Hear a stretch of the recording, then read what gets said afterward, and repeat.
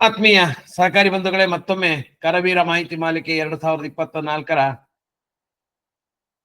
44ನೇ ಸಂಚಿಕೆಗೆ ತಮ್ಮೆಲ್ಲರಿಗೂ ಆಧಾರದ ಸ್ವಾಗತವನ್ನ ಕೋರ್ತಾ, ಈಗಾಗಲೇ ತಿಳಿಸಿದಂತೆ ನಗದು ವ್ಯವಹಾರ ಮಿತಿಗಳು, ಅದರ ಸ್ವೀಕೃತಿ ಮತ್ತು ಪಾವತಿಗಳ ಪರಿಮಿತಿಗಳ ಬಗ್ಗೆ ನಾವು ಒಂದಿಷ್ಟು ವಿಷಯಗಳನ್ನ ಚರ್ಚೆ ಮಾಡೋಣ. ಇವತ್ತು ತಮಗೆ ಮೊದಲೇ ಹೇಳಿದ ಹಾಗೆ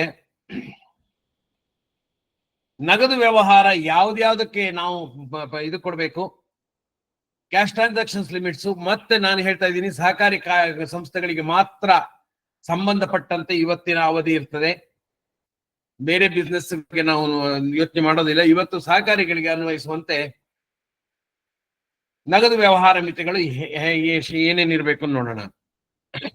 ಸ್ನೇಹಿತರೆ, ಸಹಕಾರ ಕಾಯ್ದೆ, ಸೌಹಾರ್ದ ಸಹಕಾರಿ ಆಗಲಿ ಅಥವಾ ಸಹಕಾರ ಸಂಘಗಳ ಕಾಯ್ದೆ 1959 ಆಗ್ಲಿ, ಎಲ್ಲೂ ನಗದು ವ್ಯವಹಾರಗಳಿಗೆ ಮಿತಿಗಳನ್ನ ಎಲ್ಲೂ ಸ್ಪಷ್ಟವಾಗಿ ಹೇಳಿಲ್ಲ, ಯಾವ್ದ್ಯಾವ್ದಕ್ಕೆ ಎಷ್ಟೆಷ್ಟು ಇರಬೇಕು ಅಂತ. ದ್ರವ್ಯಾಸ್ತಿ ನಿರ್ವಹಣಾ ಮಾರ್ಗಸೂಚಿ ಇದೆ, ಆದ್ರೆ ನಗದು ವ್ಯವಹಾರಗಳಿಗೆ ಮಿತಿಯನ್ನು ಅದು ಹೇಳಿಲ್ಲ. ಆದ್ರೆ ನಗದು ವ್ಯವಹಾರ ಮಿತಿಗಳಿಗೆ ನಮಗೆ ಇನ್ನೊಂದು ಕಾಯ್ದೆ ಇದೆ, ಆದಾಯ ತೆರಿಗೆ ಕಾಯ್ದೆ, ಅದು ಹೇಳುತ್ತೆ. ಹಾಗಾಗಿ ಆದಾಯ ತೆರಿಗೆ ಕಾಯ್ದೆ ನಮಗೂ ಕೂಡ ಅನ್ವಯಿಸೋದ್ರಿಂದ ಆ ಆದಾಯ ತೆರಿಗೆ ಕಾಯ್ದೆ ಅಡಿಯಲ್ಲಿ ನಗದು ವ್ಯವಹಾರಗಳ ಬಗ್ಗೆ ನಾವು ತಿಳ್ಕೊಳ್ತಾ ಬರೋಣ. ಯಾಕೆಂದ್ರೆ ಎಲ್ಲ ಸಹಕಾರ ಸಂಸ್ಥೆಗಳಿಗೂ ಆದಾಯ ತೆರಿಗೆ ಕಾಯ್ದೆ ಅನ್ವಯಿಸುತ್ತೆ. ಆದಾಯ ತೆರಿಗೆ ಕಾಯ್ದೆಯಲ್ಲಿ ಅನೇಕ ವ್ಯವಹಾರಗಳಿಗೆ ನಗದು ಮಿತಿಗಳನ್ನು ಸ್ಪಷ್ಟಪಡಿಸಲಿ. ನಮಗೂ ಆದಾಯ ತೆರಿಗೆ ಕಾಯ್ದೆ ಅನ್ವಯ ಆಗತ್ತೆ ಅಂದ್ರೆ ಆ ಮಿತಿಗಳು ನಮಗೂ ಕೂಡ ಅನ್ವಯ ಆಗತ್ತೆ. ಹಾಗಾಗಿ ಸಾಮಾನ್ಯವಾಗಿ ನಮಗೆ ಅನ್ವಯಿಸುವಂತಹ ಮಿತಿಗಳ ಬಗ್ಗೆ ತಿಳ್ಕೊಳ್ಳೋಣ. ಯಾವ್ದ್ಯಾವ್ದಿದೆ ನಗದು ವ್ಯವಹಾರ ಮಿತಿಗಳು?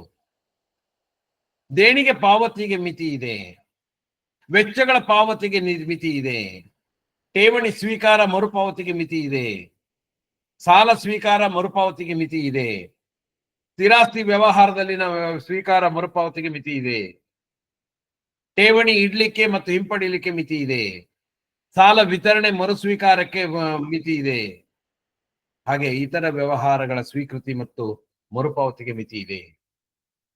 ಸ್ನೇಹಿತರೆ, ಇದಿಷ್ಟು ನಮಗೆ ಅನ್ವಯಿಸುವಂತಹ ಆದಾಯ ತೆರಿಗೆ ಕಾಯ್ದೆಗಳ ಮಿತಿಗಳು. ಒಂದೊಂದಾಗಿ ವಿಶ್ಲೇಷಣೆ ಮಾಡ್ತಾ ಹೋಗೋಣ. ದೇಣಿಗೆ ಪಾವತಿ. ಒಬ್ಬ ವ್ಯಕ್ತಿ ಅಥವಾ ಸಂಸ್ಥೆಗೆ ನಾವು ದೇಣಿಗೆಯಾಗಿ 2,000 ಅಥವಾ ಅದಕ್ಕಿಂತ ಹೆಚ್ಚು ಮೊತ್ತವನ್ನ ನಗದು ರೂಪದಲ್ಲಿ ಪಾವತಿಸುವಂತಿಲ್ಲ. ನಾವು ಒಮ್ಮೆ ಯಾರಿಗೆ ದೇಣಿಗೆ ಕೊಡೋದಿದ್ರೆ 2,000ಗಿಂತ ಹೆಚ್ಚು ಮೊತ್ತವನ್ನ ಅವರಿಗೆ ನಗದು ರೂಪದಲ್ಲಿ ಪಾವತಿಸ್ಕೊಡೋದು.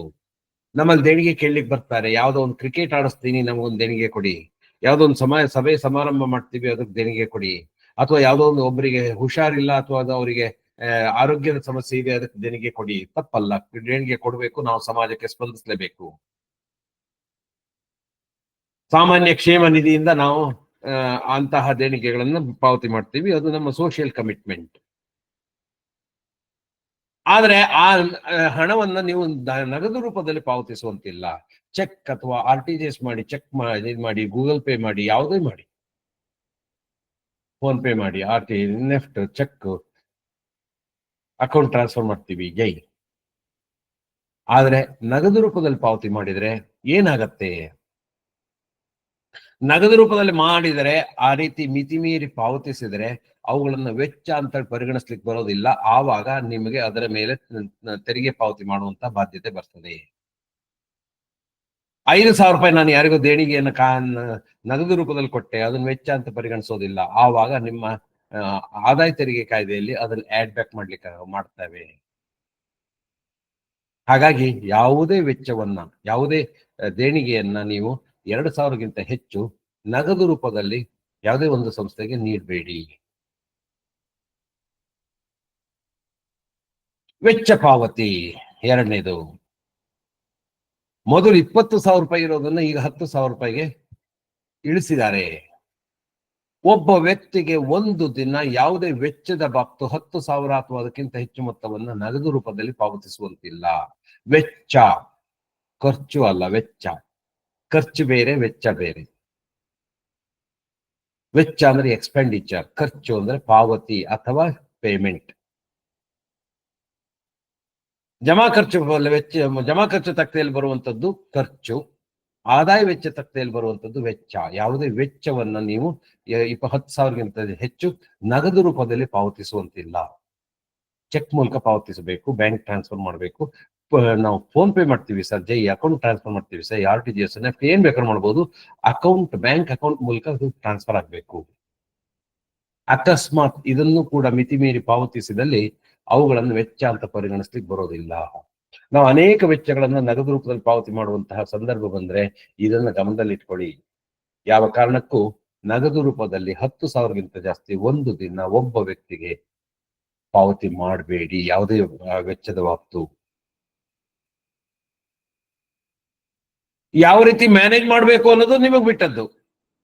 ಆದ್ರೆ ಆ ರೀತಿ ಮಾಡಿದರೆ ಏನಾಗತ್ತೆ ಪರಿಣಾಮ ನಾನು ಹೇಳ್ತೀನಿ. ಅದನ್ನ ವೆಚ್ಚ ಅಂತ ಪರಿಗಣಿಸ್ಲಿಕ್ಕೆ ಬರೋದಿಲ್ಲ. ಆವಾಗ ನಿಮ್ಮ ಆದಾಯ ಜಾಸ್ತಿ ಆಗತ್ತೆ, ಟ್ಯಾಕ್ಸ್ ಬರುತ್ತೆ, 30% ಟ್ಯಾಕ್ಸ್ ಕೊಡಬೇಕಾದ ಪರಿಸ್ಥಿತಿ ಬರುತ್ತೆ. ಇದು ಎರಡು ಸಣ್ಣ ಸಣ್ಣ ವಿಚಾರಗಳು. ಈಗ ಅತ್ಯಂತ ಪ್ರಮುಖವಾದ ವಿಚಾರ, ದೊಡ್ಡ ವಿಚಾರಕ್ಕೆ ಬರ್ತೀನಿ. ಹೆಚ್ಚು ಗಮನಕ್ಕೆ ಇಟ್ಟು ಕೇಳಬೇಕಾದಂತಹ ವಿಚಾರ ಏನು? 269SS ಅಂತ ಹೇಳಿ ಬರ್ತೀನಿ. ಸೆಕ್ಷನ್ 269SS ಏನ್ ಹೇಳುತ್ತೆ? ಠೇವಣಿ ಅಥವಾ ಸಾಲ, ಸ್ವೀಕೃತಿ ಅಥವಾ ಮರುಪಾವತಿ. 269SS ಏನ್ ಹೇಳುತ್ತೆ? ಈ ವಾಕ್ಯ ಕರೆಕ್ಟ್ ಆಗಿ ಅರ್ಥ ಮಾಡ್ಕೊಳ್ಳಿ. ಯಾವುದೇ ವ್ಯಕ್ತಿಯಿಂದ ಠೇವಣಿ ಅಥವಾ ಸಾಲವಾಗಿ ಅಥವಾ ಸ್ಥಿರಾಸ್ತಿ ವ್ಯವಹಾರದ ಸಲುವಾಗಿ ಒಟ್ಟು 20,000 ರೂಪಾಯಿಗಳು ಅಥವಾ ಅದನ್ನು ಮೀರುವ ಮೊತ್ತವನ್ನು ಬ್ಯಾಂಕಿನ ಅಕೌಂಟ್ ವರ್ಗಾವಣೆ ಮೂಲಕ ಹೊರತಾಗಿ ಬೇರೆ ಯಾವುದೇ ರೂಪದಲ್ಲಿ ಸ್ವೀಕರಿಸುವಂತಿಲ್ಲ.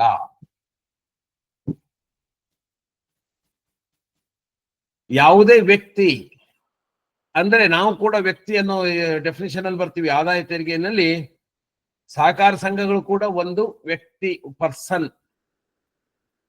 ನೋಂದಾಯಿತ ವ್ಯಕ್ತಿ ನಾವು. ಹಾಗಾಗಿ ನಾವು ಯಾವುದೇ ವ್ಯಕ್ತಿಯಿಂದ, ಅವ್ರು ನಮ್ಮ ಸದಸ್ಯರಿರ್ಬೋದು, ಸಾಲಗಾರರಿರ್ಬೋದು, ಅಥವಾ ಯಾವುದೇ ವ್ಯಕ್ತಿಯಿಂದ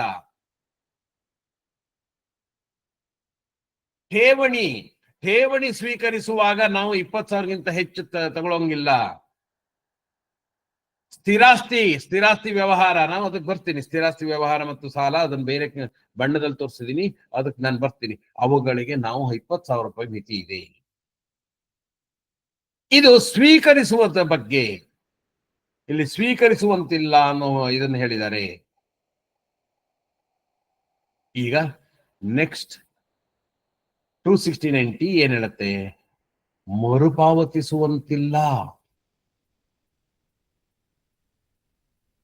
ಯಾವುದೇ ವ್ಯಕ್ತಿಯಿಂದ ಸ್ವೀಕರಿಸುವ ಠೇವಣಿ ಅಥವಾ ಸಾಲ ಅಥವಾ ಸ್ಥಿರಾಸ್ತಿ ಸೌರವಾಗಿ ಪಡೆದ ಮೊತ್ತವು ಒಟ್ಟು 20,000 ರೂಪಾಯಿ ಮೀರಿದ್ದರೆ ಅವುಗಳನ್ನ ಸ್ವೀಕರಿಸುವವನ ಖಾತೆಗೆ ಬ್ಯಾಂಕ್ ಅಕೌಂಟ್ ಮೂಲಕ ವರ್ಗಾವಣೆ ಮಾಡುವುದರ ಮೂಲಕನೇ ಟ್ರಾನ್ಸ್ಫರ್ ಮಾಡಬೇಕು, ಅಂದ್ರೆ ಮರುಪಾವತಿಸಬೇಕು. ಅದನ್ನ ಬೇರೆ ಯಾವುದೇ ರೂಪದಲ್ಲಿ ಮರುಪಾವತಿಸುವಂತಿಲ್ಲ, ನಗದು ರೂಪದಲ್ಲಿ ಮರುಪಾವತಿಸುವಂತಿಲ್ಲ. ಇದು ಎಲ್ಲರಿಗೂ ಅನ್ವಯಿಸತ್ತಾ ಸರ್? ಖಂಡಿತ ಎಲ್ಲರಿಗೂ ಅನ್ವಯಿಸತ್ತೆ, ಎಕ್ಸೆಪ್ಟ್ ವಿನಾಯಿತಿ ಇದೆ. ಯಾರ್ಯಾರಿಗೆ? ಸರ್ಕಾರಕ್ಕೆ ಇದು ಅನ್ವಯಿಸೋದಿಲ್ಲ. ಸಹಕಾರ ಸಂಘ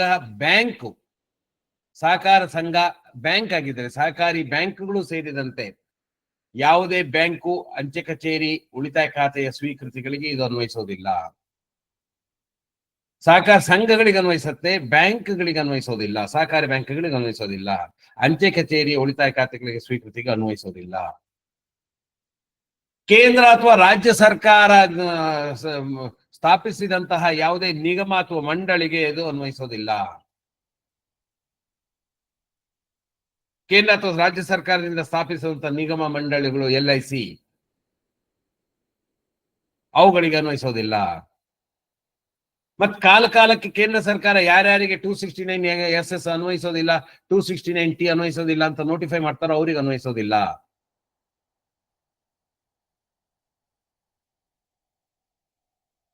ಆದ್ರೆ ಈ ಲಿಸ್ಟ್ ಅಲ್ಲಿ ನೀವು ಇಲ್ಲ, ಯಾವುದೇ ಸಹಕಾರ ಸಂಸ್ಥೆಗಳು ಇಲ್ಲ.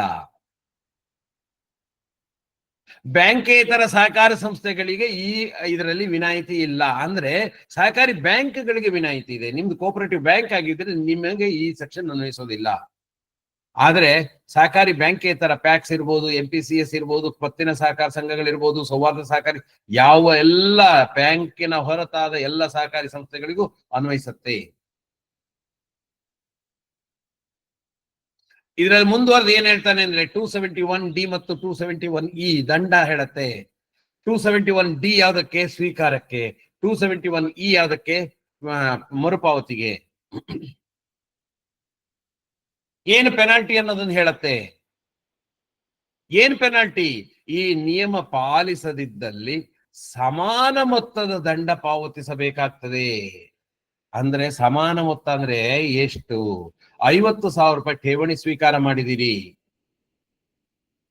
50,000 ರೂಪಾಯಿ ಠೇವಣಿ ಸ್ವೀಕಾರ ಮಾಡಿದಿರಿ, ನಗದು ರೂಪದಲ್ಲಿ ಮಾಡಿದಿರಿ. ಹಾಗಾದ್ರೆ 50,000 ರೂಪಾಯಿ ದಂಡ ಪಾವತಿಸಿದ್ರೆ ಆಯ್ತು. ರವೀಂದ್ರನಾಥ್ ನಿಮ್ಮಲ್ಲಿ ಠೇವಣಿ ಇಡ್ಲಿಕ್ಕೆ ಬಂದಿದ್ದಾನೆ, ನೀವು ಅವನಿಂದ 50,000 ರೂಪಾಯಿ ನಗದು ರೂಪದಲ್ಲಿ ಠೇವಣಿ ತಗೊಂಡಿದ್ದೀರಿ. ಒಂದು 6 ತಿಂಗಳ, ಒಂದು 8 ತಿಂಗಳ ನಂತರ ಮತ್ತೆ ಬಂದವನು ಠೇವಣಿಯನ್ನ ವಾಪಸ್ ತಗೊಂಡಿದ್ದಾನೆ. ಆ ಠೇವಣಿ ವಾಪಸ್ ತಗೊಳ್ಳುವಾಗ 50,000ಕ್ಕೆ ಮತ್ತೆ 2,000 3,000 ಬಡ್ಡಿ ಸೇರಿಸಿ 53,000 ರೂಪಾಯಿ ನೀವು ಅವರಿಗೆ ಮರುಪಾವತಿ ಮಾಡಿದಿರಿ. ನಾನು ಕ್ಯಾಶ್ ಇಟ್ಟಿದ್ದೆ, ನಂಗೆ ಕ್ಯಾಶೇ ಕೊಡೋದು ಕೇಳ್ತಾನೆ, ನೀವು ಕ್ಯಾಶ್ ಅನ್ನ ಮರುಪಾವತಿ ಮಾಡಿದಿರಿ 53,000 ರೂಪಾಯಿ. ಎಷ್ಟು ದಂಡ? 50,000 ರೂಪಾಯಿ ಸ್ವೀಕರಿಸಿದ್ದಕ್ಕೆ 50,000 ರೂಪಾಯಿ ದಂಡ, 53,000 ರೂಪಾಯಿ ಮರುಪಾವತಿ ಮಾಡಿದ್ದಕ್ಕೆ 53,000 ರೂಪಾಯಿ ದಂಡ. ಒಟ್ಟು ದಂಡ ಎಷ್ಟು? 1,03,000 ರೂಪಾಯಿ.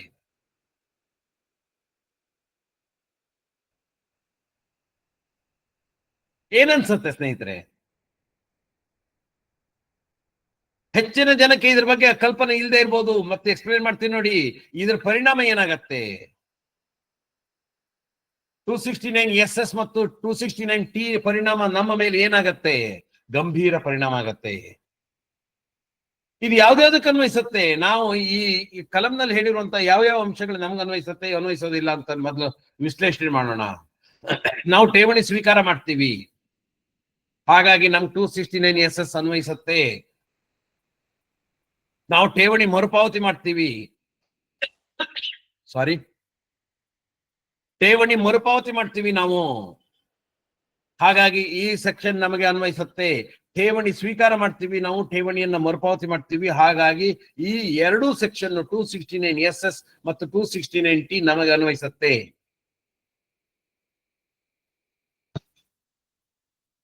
ನಾವು ಸಾಲ ಸ್ವೀಕಾರ ಮಾಡ್ತೀವಾ? ಹಳದಿ ಅಕ್ಷರದಲ್ಲಿ ತೋರಿಸಿದೀನಿ ನಾನು. ಸಾಲವನ್ನ ನಾವು ಸ್ವೀಕಾರ ಮಾಡೋದಿಲ್ಲ, ಸಾಲವನ್ನ ನೀಡ್ತೇವೆ. ನಾವು ಸಾಲವನ್ನು ಸ್ವೀಕಾರ ಮಾಡೋದಿಲ್ಲ. ನಮ್ಮ ಸದಸ್ಯರಿಂದ ಸಾಲವನ್ನು ನಾವು ತಗೊಳ್ಳೋದಿಲ್ಲ, ನಾವು ಠೇವಣಿಯನ್ನು ತಗೊಳ್ತೀವಿ. ಸಾಲವನ್ನು ನಾವು ತಗೊಳ್ಳೋದಿದ್ರೆ ಬ್ಯಾಂಕಿನಿಂದ ತಗೊಳ್ತೀವಿ. ಬ್ಯಾಂಕ್ಗಳಿಗೆ ಈ 269SS ಅನ್ವಯಿಸೋದಿಲ್ಲ. ಬ್ಯಾಂಕಿನಿಂದ ಅವ್ರು ಕೂಡ ಕ್ಯಾಶ್ ಕೊಡೋದಿಲ್ಲ. ಸಾಲ ಮರುಪಾವತಿ ಮಾಡ್ತೀವ ನಾವು? ಸಾಲ ಮರುಪಾವತಿಯನ್ನು ನಾವು ಮಾಡೋದಿಲ್ಲ. ಇಲ್ಲಿ ಕನ್ಫ್ಯೂಷನ್ ಮಾಡ್ಕೊಳ್ಬೇಡಿ ಸ್ನೇಹಿತರೆ. ನಾವು ಸಾಲವನ್ನ ಸ್ವೀಕಾರ ಮಾಡೋದಿಲ್ಲ, ನಾವು ಸಾಲವನ್ನ ಮರುಪಾವತಿ ಮಾಡೋದಿಲ್ಲ. ನಾವು ನೀಡಿದ ಸಾಲದ ಮರುಪಾವತಿಯನ್ನು ಸ್ವೀಕರಿಸ್ತೇವೆ.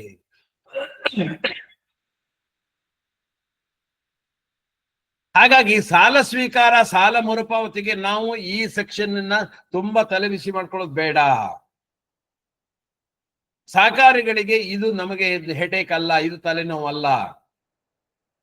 ಇನ್ನು ಸ್ಥಿರಾಸ್ತಿ ವ್ಯವಹಾರದ ಸ್ವೀಕಾರ, ನಾವು ರಿಯಲ್ ಎಸ್ಟೇಟ್ ಏಜೆಂಟ್ ಅಲ್ಲ. ಪದೇ ಪದೇ ನಾವು ನಮ್ದು ಆಸ್ತಿಗಳನ್ನ ಮಾರೋದಿಲ್ಲ, ನಾವು ದುಡ್ಡು ತಗೊಳ್ಳೋದಿಲ್ಲ, ಅಥವಾ ನಾವು ಮತ್ತು ವಾಪಸ್ ಕೊಡೋದಿಲ್ಲ, ಈ ತರದೇನು ಮಾಡೋದಿಲ್ಲ. ಹಾಗಾಗಿ ಸ್ಥಿರಾಸ್ತಿ ವ್ಯವಹಾರದ ಸಲುವಾಗಿ ಸ್ವೀಕಾರ ಮರುಪಾವತಿ ನಮ್ಮ ದೈನಂದಿನ ಚಟುವಟಿಕೆಗಳಲ್ಲಿ ಬರೋದಿಲ್ಲ. ಎಲ್ಲೋ ಅಪರೂಪ ಮಾಡೋದಿದ್ರು ಅದನ್ನ ಚೆಕ್ ಮೂಲಕನೇ ಮಾಡ್ತೀವಿ. ಹಾಗಾಗಿ ಸಾಲ ಸ್ವೀಕಾರ, ಸಾಲ ಮರುಪಾವತಿ, ಸ್ಥಿರಾಸ್ತಿ ವ್ಯವಹಾರದ ಸ್ವೀಕಾರ, ಅದರ ಮರುಪಾವತಿ ನಮಗೆ ಅಷ್ಟು ತಲೆನೋವಿನ ವಿಚಾರ ಅಲ್ಲ. ಆದರೆ ಠೇವಣಿ ಸ್ವೀಕಾರ, ಠೇವಣಿ ಮರುಪಾವತಿ ಮಾತ್ರ ತುಂಬಾ ತಲೆನೋವಿನ ವಿಚಾರ. ಸ್ವಲ್ಪ ವಿಶ್ಲೇಷಣೆ ಮಾಡೋಣ, ಏನಾಗತ್ತೆ. 269SS ಕ್ಲಿಯರ್ ಆಗಿ ಹೇಳುತ್ತೆ, ಯಾವುದೇ ಸಹಕಾರಿ ಸಂಸ್ಥೆ, ನಾನು ವ್ಯಕ್ತಿ ಅಂತ ಹೇಳಿದ್ದಾರೆ, ಅದನ್ನು ಸಹಕಾರಿ ಸಂಸ್ಥೆ ಅಂತ ಅನ್ಕೊಂಡಿದ್ದೀನಿ. ನಮಗೆ ಅನ್ವಯಿಸೋದು ಸಹಕಾರಿ ಸಂಸ್ಥೆ. ಸೌಹಾರ್ದ ಇರ್ಬೋದು, ಅಥವಾ ಕೋಆಪರೇಟಿವ್ ಸೊಸೈಟಿ ಇರ್ಬೋದು, MPCS, ಪ್ಯಾಕ್ಸ್ ಯಾವುದೇ ಇರ್ಬೋದು. ಯಾವುದೇ ಸಹಕಾರಿ ಸಂಸ್ಥೆಯು ಯಾರಿಂದಲೂ ಸದಸ್ಯರು ಸಾರ್ ಅವರೆಲ್ಲ ನಮ್ಮ ಸದಸ್ಯರು ಸಾರ್, ಸದಸ್ಯರಿಂದಲೂ ಒಟ್ಟು 20,000 ರೂಪಾಯಿಗಳಿಗೆ ಮೀರಿದ ಠೇವಣಿಯನ್ನು ಬ್ಯಾಂಕಿನ ಅಕೌಂಟ್ ಮೂಲಕ ವರ್ಗಾವಣೆ ಹೊರತಾಗಿ ಬೇರೆ ಯಾವುದೇ ರೂಪದಲ್ಲಿ ಸ್ವೀಕರಿಸುವಂತಿಲ್ಲ. ನೀವು ಠೇವಣಿಯನ್ನ ಸ್ವೀಕಾರ ಮಾಡ್ತಾ ಇದ್ದೀರಿ ಅಂದ್ರೆ ಅದು ಒಟ್ಟು ಒಮ್ಮೆ ಅಂತ ಹೇಳಿಲ್ಲ. ರವೀಂದ್ರನಾಥ್ ನಿಮ್ಮಲ್ಲಿ ಸದಸ್ಯನಿದ್ದಾನೆ, ಅವನು ಪ್ರತಿ ತಿಂಗಳ 100 ರೂಪಾಯಿ RD ಕಟ್ತಾ ಇದ್ದಾನೆ. ತಿಂಗಳಿಗೆ 100 ರೂಪಾಯಿ ಅಂತ 19 ತಿಂಗಳು RD ಕಟ್ಟಿದ್ದಾನೆ. 20ನೇ ತಿಂಗಳಿಗೆ ಅವನು RD ಕಟ್ಟುವಂಥದ್ದು 20,000 ರೂಪಾಯಿ ಆಗತ್ತೆ. ನಂತರ ಅವನು 100 ರೂಪಾಯಿಯನ್ನು ಕೂಡ ನಗದು ರೂಪದಲ್ಲಿ ಪಾವತಿಸುವಂತಿಲ್ಲ.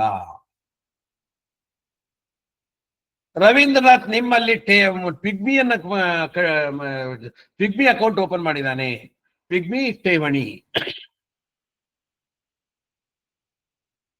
5 ರೂಪಾಯಿ ಕಟ್ತಾ ಇದ್ದಾನೆ, ಕಳೆದ 5 ವರ್ಷದಿಂದ ಕಟ್ತಾ ಇದ್ದಾನೆ. ನಿನ್ನೆಗೆ ಅದು 19,995 ರೂಪಾಯಿ ಆಗಿದೆ. ಕಳೆದ 5 ವರ್ಷದಿಂದ ಕಟ್ತಾ ಇದ್ದಾನೆ, 5 ರೂಪಾಯಿ ಕಟ್ತಾ ಇದ್ದಾನೆ. ಇವತ್ತು 5 ರೂಪಾಯಿಯನ್ನ ಅವನು ಬ್ಯಾಂಕಿನ ಅಕೌಂಟ್ ಮೂಲಕನೇ ಕಟ್ಟಬೇಕು ಹೊರತು ನಗದು ರೂಪದಲ್ಲಿ ಪಾವತಿಸುವಂತಿಲ್ಲ. ಯಾಕೆಂದ್ರೆ ಒಟ್ಟು ಅನ್ನೋದಿದೆ. ಮರುಪಾವತಿ ರವೀಂದ್ರನಾಥ್ ಅವನು ನಿಮ್ಮಲ್ಲಿ ಅನೇಕ ರೀತಿಯ ಠೇವಣಿಗಳನ್ನು ಹೊಂದಿದ್ದಾನೆ. 5,000 ರೂಪಾಯಿದೊಂದು, 4,000 ರೂಪಾಯಿದೊಂದು, 7,000 ರೂಪಾಯಿದೊಂದು, 3,000 ರೂಪಾಯಿದೊಂದು, 10,000 ರೂಪಾಯಿದೊಂದು, ಹೀಗೆ ಒಟ್ಟು 24,000 ರೂಪಾಯಿ ಠೇವಣಿ ಇದೆ. ಈಗ ಅವನು ಯಾವುದೋ ಒಂದು 3,000 ರೂಪಾಯಿ ಠೇವಣಿಯನ್ನ ವಿಡ್ರಾ ಮಾಡ್ಕೊಳ್ಳಿಕ್ ಬರ್ತಾನೆ. ಆದರೆ ಒಟ್ಟು ಅವನು ಹೊಂದಿರುವಂತಹ ಒಟ್ಟು ಠೇವಣಿ 24,000 ರೂಪಾಯಿ ಇರೋದ್ರಿಂದ, ಅದು 20,000 ರೂಪಾಯಿಗಿಂತ ಹೆಚ್ಚಿರೋದ್ರಿಂದ ಆ 3,000 ರೂಪಾಯಿಯನ್ನು ಕೂಡ ನೀವು ನಗದು ರೂಪದಲ್ಲಿ ಮರುಪಾವತಿಸುವಂತಿಲ್ಲ. ಅವನು ಹೊಂದಿರುವ ಠೇವಣಿಯ ಒಟ್ಟು ಮೊತ್ತ 20,000 ರೂಪಾಯಿಗೆ ಮೀರಿದ್ದಲ್ಲಿ 1 ರೂಪಾಯಿಯನ್ನು ಠೇವಣಿ ಮತ್ತು 1 ರೂಪಾಯಿಯನ್ನು ಅವನಿಗೆ ನಗದು ರೂಪದಲ್ಲಿ ಪಾವತಿಸುವಂತಿಲ್ಲ. ಸರ್ 20,000 ರೂಪಾಯಿ ಇದೆ ಸರ್, 20,000 ರೂಪಾಯಿ ಮೇಲೆ ಇರೋ ಠೇವಣಿ ನಾವು ಅದಕ್ಕೆ ಏನ್ ಮಾಡಿದ್ವಿ, 15,000 5 ಠೇವಣಿ ಇಟ್ಟಿದೀವಿ. ಯಾವುದೇ ಒಂದು 15,000 ರೂಪಾಯಿನೂ ವಿಡ್ರಾ ಮಾಡುವಾಗ ಇದು ಅನ್ವಯಿಸುತ್ತೆ. ಯಾಕಂದ್ರೆ ಒಟ್ಟು ಠೇವಣಿ 20,000 ಜಾಸ್ತಿ ಇರ್ತದೆ. ಸ್ನೇಹಿತರೆ ಅರ್ಥ ಮಾಡ್ಕೊಳ್ಳಿ, ಇಲ್ಲಿ ಇರುವಂತ ಇಂಟ್ರಕಸೀಸ್ ಇಲ್ಲಿ ನಾನು ಮುಂದೆ ಬರ್ತೀನಿ. ನಾನು ಇನ್ನು ಸಾಲ ಸ್ವೀಕಾರ ಅದನ್ನ ನಾನು ರೆಡ್ ಮಾಡಿದ್ದೀನಿ, ಇದನ್ನ ವಿಶ್ಲೇಷಣೆ ಮಾಡ್ಲಿಕ್ಕೆ ಹೋಗೋದಿಲ್ಲ. ನಾವು ಸಾಲವನ್ನ ಸ್ವೀಕಾರ ಮಾಡೋದಿಲ್ಲ, ಹಾಗಾಗಿ ಇದನ್ನು ವಿಶ್ಲೇಷಣೆ ಮಾಡ್ಲಿಕ್ಕೆ ಹೋಗೋದಿಲ್ಲ. ಅಕಸ್ಮಾತ್ ನೀವು ಸಾಲವನ್ನ ಸ್ವೀಕಾರ ಮಾಡ್ತಾ ಇದ್ರೆ ಅದು ನಿಮಗೂ ಅನ್ವಯಿಸುತ್ತೆ. 20,000ಗಿಂತ ಹೆಚ್ಚು ಸಾಲವನ್ನ ನೀವು ನಗದು ರೂಪದಲ್ಲಿ ಅಥವಾ ಬ್ಯಾಂಕ್ ಅಕೌಂಟಿನ ಮೂಲಕವಲ್ಲದೆ ಬೇರೆ ರೀತಿಯಲ್ಲಿ ಸ್ವೀಕರಿಸುವಂತಿಲ್ಲ, ಹಾಗೆ ಮರುಪಾವತಿಸುವಂತಿಲ್ಲ. ಅವ್ರು ಯಾವುದೇ ಹಂತದಲ್ಲಿ ನೀಡಿರುವ ಒಟ್ಟು ಸಾಲದ ಮೊತ್ತ ನಿಮ್ದು 20,000 ಜಾಸ್ತಿ ಇದ್ರೆ ಅವರಿಗೆ ಯಾವುದೇ ಮೊತ್ತವನ್ನು ನೀವು ಮರುಪಾವತಿ ಮಾಡುವಂತಿಲ್ಲ 20,000 ರೂಪಾಯಿಗೆ ಮೀರಿದ್ರೆ. ಸ್ಥಿರಾಸ್ತಿ ಸಲುವಾಗಿ ವ್ಯವಹಾರ ಕೂಡ ನೀವು ಒಟ್ಟು 20,000ಗಿಂತ ಜಾಸ್ತಿ ವ್ಯವಹಾರ ಇದ್ರೆ ಕ್ಯಾಶ್ ಕೊಡಂಗಿಲ್ಲ. ಹಾಗೆ ನೀವು ಅಕಸ್ಮಾತ್ ತಗೊಂಡಿದ್ರೆ ಅದನ್ನು ವಾಪಸ್ ಕೊಡ್ಬೇಕು ಅಂದ್ರೆ ಅದನ್ನು ಕೂಡ ಮರುಪಾವತಿಯನ್ನ ಕೊಡುವಂತಿಲ್ಲ. ಇದು 1984ರಿಂದ 2023ವರೆಗೂ ಇದೇ ಇದು ಬಂತು. ಆದ್ರೆ 2023ರ ಫೈನಾನ್ಸ್ ಆಕ್ಟ್ ಅಲ್ಲಿ ಒಂದು ಬದಲಾವಣೆ ಮಾಡಿದ್ರು, ಗಮನ ಇಟ್ಟು ಕೇಳಿ. ಪ್ಯಾಕ್ಸ್ಗಳು ಮತ್ತು PCA-RD ಬ್ಯಾಂಕ್ಗಳು ಅವುಗಳಿಗೆ ಈ ಠೇವಣಿ ಸ್ವೀಕಾರ ಮತ್ತು ಮರುಪಾವತಿಯ ಮಿತಿಗಳನ್ನ 20,000 ರೂಪಾಯಿಯಿಂದ 2 ಲಕ್ಷ ರೂಪಾಯಿಗೆ ಏರಿಸಿದ್ದಾರೆ. ಅಂದ್ರೆ ಪ್ಯಾಕ್ಸ್ ಪ್ರಾಥಮಿಕ ಕೃಷಿ ಪತ್ತಿನ ಸಹಕಾರಿ ಸಂಸ್ಥೆಗಳು, VVSS ಅಂತ ಹೇಳ್ತೀವಿ, ವ್ಯವಸಾಯ ಸೇವಾ ಸಹಕಾರಿ ಸಂಘಗಳು ಅಂತ ಹೇಳ್ತೀವಿ. ಹಾಗಾಗಿ ಪ್ಯಾಕ್ಸ್ ಅನ್ನೋ ಇದರಲ್ಲಿ ಯಾವ್ದು ಬರ್ತದೆ ಅದಷ್ಟು, ಮತ್ತು PCRD ಬ್ಯಾಂಕ್ ಅಥವಾ ಭೂ ಅಭಿವೃದ್ಧಿ ಬ್ಯಾಂಕ್ ಅಂತೇಳಿ ಏನ್ ಹೇಳ್ತೀವಿ ಆ ಬ್ಯಾಂಕ್ಗಳು, PLD ಬ್ಯಾಂಕ್ ಅಂತ ಹೇಳ್ತೀವಿ, ಪ್ರೈಮರಿ ಲ್ಯಾಂಡ್ ಡೆವಲಪ್ಮೆಂಟ್ ಬ್ಯಾಂಕ್ಗಳು, ಆ ಬ್ಯಾಂಕ್ಗಳಿಗೆ 20,000ರಿಂದ 2,000 ರೂಪಾಯಿಗೆ ಏರಿಸಿದ್ದಾರೆ. ಯಾವುದನ್ನ? ಈ ಠೇವಣಿ ಸ್ವೀಕಾರ ಮತ್ತು ಠೇವಣಿ ಮರುಪಾವತಿಯನ್ನ 20,000ರಿಂದ 2 ಲಕ್ಷಕ್ಕೆ ಏರಿಸಿದ್ದಾರೆ. ಆ ಎರಡು ವಿಧದ ಬಿಟ್ಟು ಬೇರೆ ಯಾರಿಗೂ ಅನ್ವಯಿಸೋದಿಲ್ಲ. ಅವರಿಬ್ಬರಿಗೆ ಮಾತ್ರ 23ರ ನಂತರ ಪ್ಯಾಕ್ಸ್ ಮತ್ತು PCRD ಬ್ಯಾಂಕ್ಗಳಿಗೆ 20,000 ಬದಲು 2 ಲಕ್ಷ ರೂಪಾಯಿವರೆಗೆ ತಗೊಳ್ಬಹುದು ಅವರು. ನಿಮ್ಮಲ್ಲಿ ಪ್ಯಾಕ್ಸ್ಗಳು ಅಥವಾ PCRD ಬ್ಯಾಂಕ್ನವ್ರು ಯಾರಿದ್ದೀರಿ ಅವ್ರಿಗೆ ಗಮನಿಸಿ, ಇದನ್ನ ಗಮನಿಸಿ. ಇಲ್ಲಿ ಗಮನಿಸಬೇಕಾದಂತ ಅಂಶಗಳು ಏನೇನು? ಹೊಸದ ನಿಯಮ ಈ ವರ್ಷ ಬಂತ? ಇಲ್ಲ, 1984ರಿಂದನೂ ಇದೆ. ಸಹಕಾರ ಸಂಸ್ಥೆಗೆ ಈಗ ಅನ್ವಯಿಸ್ಲಿಕ್ಕೆ ಶುರು ಮಾಡಿದ್ರ? ಇಲ್ಲ, ಪ್ರಾರಂಭದಿಂದಲೂ ಸಹಕಾರಿ ಸಂಸ್ಥೆಗಳಿಗೆ ಅನ್ವಯಿಸ್ತಿತ್ತು. ಇಲ್ಲಿ ಠೇವಣಿ ಅಥವಾ ಸಾಲ ಅಥವಾ ಸ್ಥಿರಾಸ್ತಿ ವ್ಯವಹಾರದ ಒಟ್ಟು ಮೊತ್ತ ಅಂತ ಹೇಳಿದ್ದಾರೆ, ಇನ್ ಅಗ್ರಿಗೇಟ್, ಟೋಟಲ್. ಒಮ್ಮೆ ಸ್ವೀಕರಿಸುವ ಮರುಪಾವತಿಸುವ ಅಂತ ಹೇಳಿಲ್ಲ. ಒಂದು ದಿನ ಅಥವಾ ಒಂದು ವರ್ಷ ಅಂತಲೂ ಹೇಳಿಲ್ಲ. ಎಲ್ಲೂ ನಗದು ರೂಪದಲ್ಲಿ ಅಂತಲೂ ಹೇಳಿಲ್ಲ. ಬ್ಯಾಂಕಿನ ವರ್ಗಾವಣೆ ಮೂಲಕವಲ್ಲದೆ ಬೇರೆ ರೀತಿಯಲ್ಲಿ ಅಂತ ಹೇಳಿದಾನೆ.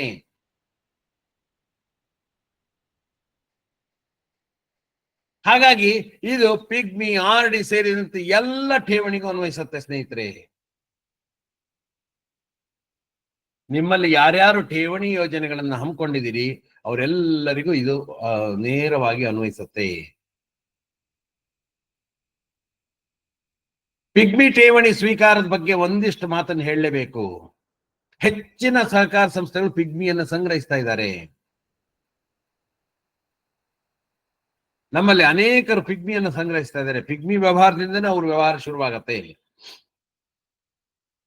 ಆದ್ರೆ ಕಾಯ್ದೆಯ ಮೂಲ ಆಶಯದಂತೆ ನಾಮಮಾತ್ರ ಸದಸ್ಯರೊಡನೆ ಆರ್ಥಿಕ ವ್ಯವಹಾರ ಸಲ್ಲದು. ಇತ್ತೀಚೆಗೆ ಬಂದ ಸೌಹಾರ್ದ ಕಾಯ್ದೆ ಅಂತೂ ಸ್ಪೆಸಿಫಿಕ್ ಆಗಿ ಹೇಳ್ಬಿಟ್ಟಿದೆ, ಯಾವುದೇ ಠೇವಣಿಯನ್ನ ನಾಮಮಾತ್ರ ಸದಸ್ಯರು ಸೇರಿದಂತೆ ಸದಸ್ಯೇತರರಿಂದ ಸ್ವೀಕರಿಸುವಂತಿಲ್ಲ, ವ್ಯವಹಾರ ಮಾಡುವಂತಿಲ್ಲ ಅಂತ ಸೆಕ್ಷನ್ 22. ಯಾರ್ಯಾರು ಸೌಹಾರ್ದ ಸಹಕಾರಿಗಳಿದ್ದೀರಿ ನೋಡ್ಕೊಂಬಿಡಿ, ನಿಮ್ಗೆ ಕಾಯ್ದೆನೆ ಸ್ಪಷ್ಟಪಡಿಸ್ಬಿಟ್ಟಿದೆ. ಆದ್ರೆ ಹಳೆ ಕಾಯ್ದೆಯಲ್ಲಿ ಎಲ್ಲೂ ತಗೊಳ್ಬಹುದು ಅಂತಾನು ಹೇಳಿಲ್ಲ, ತಗೊಳ್ಬಾರ್ದು ಅಂತ ಹೇಳಿಲ್ಲ. ಹಾಗಾಗಿ ಗೊಂದಲ ಇದೆ. ಆದ್ರೆ ನಾಮಮಾತ್ರ ಸದಸ್ಯರೊಡನೆ ಆರ್ಥಿಕ ವ್ಯವಹಾರ ಸಲ್ಲದು. ಆರ್ಥಿಕ ವ್ಯವಹಾರ ಅಂದ್ರೆ ಏನು? ಠೇವಣಿ ಸ್ವೀಕಾರ ಮತ್ತು ಸಾಲ ನೀಡಿಕೆ, ಸಾಲ ವಸೂಲಾತಿ ಎಲ್ಲದೂ ಆರ್ಥಿಕ ವ್ಯವಹಾರದಲ್ಲಿ ಸೇರುತ್ತೆ. ಸರ್, ಕಾಯ್ದೆಯಲ್ಲಿ ಹೇಳಿಲ್ಲ ಅದನ್ನ ನಾವು ಮಾಡ್ತೀವಿ ಸರ್. ಮಾಡಬೇಡಿ.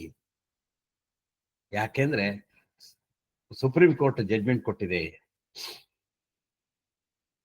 2018ರಲ್ಲಿ ಸುಪ್ರೀಂ ಕೋರ್ಟ್ ಹೇಳಿರೋ ಒಂದು ತೀರ್ಮಾನದ ಪ್ರಕಾರ ನಾವು ಮಾತ್ರ ಸದಸ್ಯರು ಅಥವಾ ಸದಸ್ಯೇತರರಿಂದ ಪಿಗ್ಮಿಯನ್ನು ಅಥವಾ ಯಾವುದೇ ಠೇವಣಿಯನ್ನು ಸಂಗ್ರಹಿಸುವಂತಿಲ್ಲ.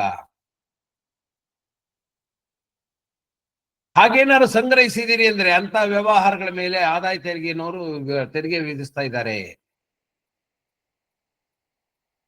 ಸುಪ್ರೀಂ ಕೋರ್ಟಿನ ಡಿಸಿಷನ್ ಆಗಿದ್ರಿಂದ ನಮಗೆ ಅದನ್ನ ಪ್ರಶ್ನೆ ಮಾಡ್ಲಿಕ್ಕೆ ನಮಗ್ ಕಷ್ಟ ಆಗತ್ತೆ.